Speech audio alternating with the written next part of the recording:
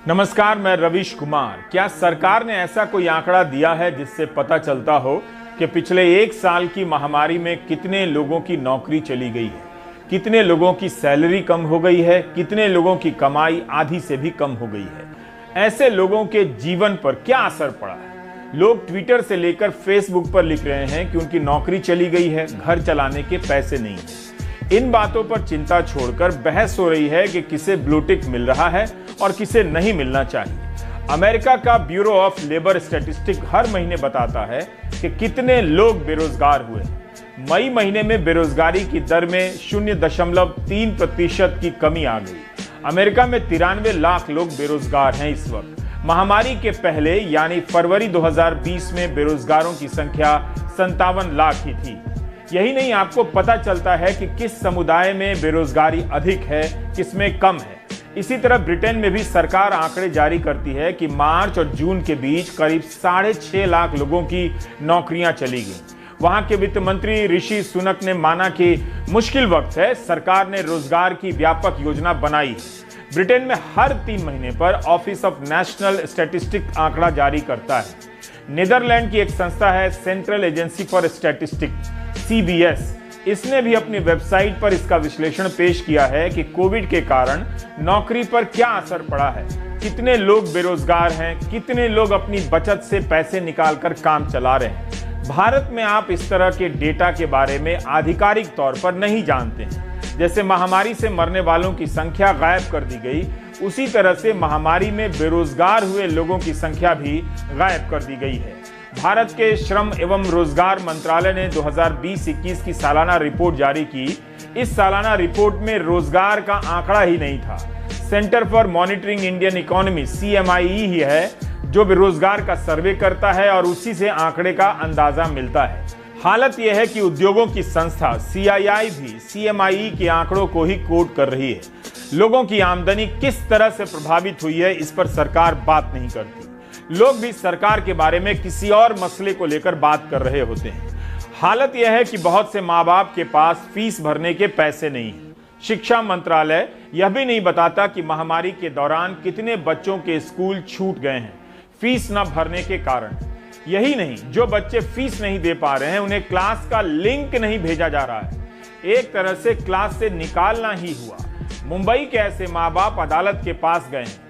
ऐसे मसलों पर कहां तो सरकार को लोगों के पास जाना चाहिए, लेकिन लोग अदालत के पास जा रहे हैं कि सरकार सुन ले। फ्रंट लाइन में जनवरी में रिपोर्ट छपी है, पत्रिका है कि कोविड के कारण 11वीं 12वीं की 1 करोड़ लड़कियों की पढ़ाई छूटने का खतरा है। मध्यम वर्ग का वो हिस्सा जो रोज और हर महीने की कमाई पर निर्भर था, बुरी तरह सड़क कर गरीबी में चला गया है। पेरेंट्स एकता जिंदाबाद, जिंदाबाद, जिंदाबाद, जिंदाबाद। बढ़ी हुई फीस। इन अभिभावकों के बच्चे फरीदाबाद के DAV पब्लिक स्कूल में पढ़ते हैं। इन लोगों ने स्कूल के बाहर प्रदर्शन किया है ताकि फीस माफ हो जाए। नहीं सहेंगे अत्याचार। इसी तरह का प्रदर्शन नागपुर, हैदराबाद, पुणे, गुरुग्राम, मुंबई, सूरत और चंडीगढ़ में भी हो चुका है। कई शहरों में तालाबंदी के दौरान स्कूल की फीस बढ़ाने की खबर आई है, जबकि टीचर शिकायत कर रहे हैं कि उन्हें पूरी सैलरी नहीं दी जा रही है। झारखंड पेरेंट्स एसोसिएशन ने 22 मई को ट्वीट किया है कि राज्य सरकार के आदेश को दरकिनार कर निजी स्कूल मनमाना फीस वसूल रहे हैं। मुख्यमंत्री हेमंत सोरेन संज्ञान लें। 13 जून को नागपुर में संविधान चौक पर पेरेंट्स एसोसिएशन संगठनों ने स्कूलों की बढ़ती फीस के खिलाफ प्रदर्शन किया। उनकी मांग थी कि कम से कम 50% की कमी की जाए। अभिभावकों ने काले कपड़े पहनकर और थाली बजाकर प्रदर्शन किया, ये कहते हुए कि प्रशासन सोया हुआ है।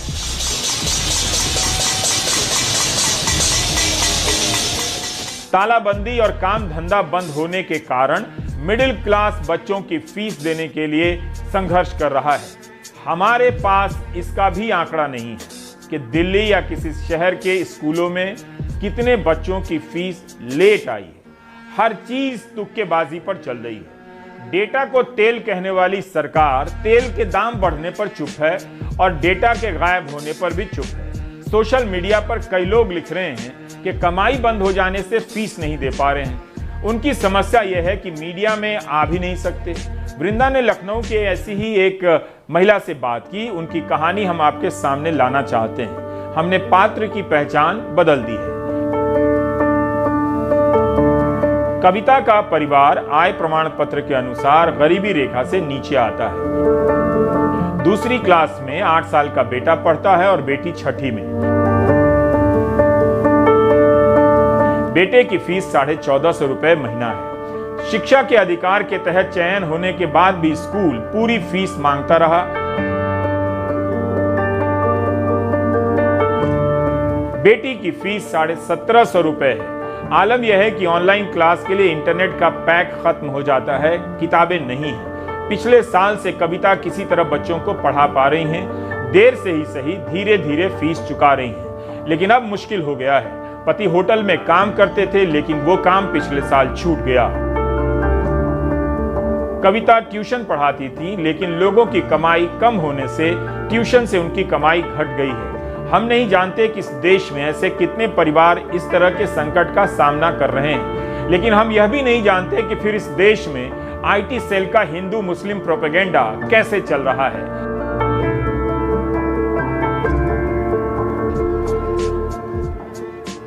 तालाबंदी के समय से आबादी के एक बड़े हिस्से के लिए भरपेट भोजन सपना हो गया है। बेशक सरकार ने 80 करोड़ लोगों को मुफ्त अनाज दिया है, लेकिन वह भी काफी नहीं है। महंगाई के कारण खाने पीने की दूसरी चीजें महंगी हो गई हैं। पिछले साल तालाबंदी के दौरान दिल्ली सरकार ने 70 लाख ऐसे लोगों को राशन दिया था जिनके पास राशन कार्ड नहीं था। इस बार ऐसे 20 लाख लोगों को राशन देने का फैसला हुआ है।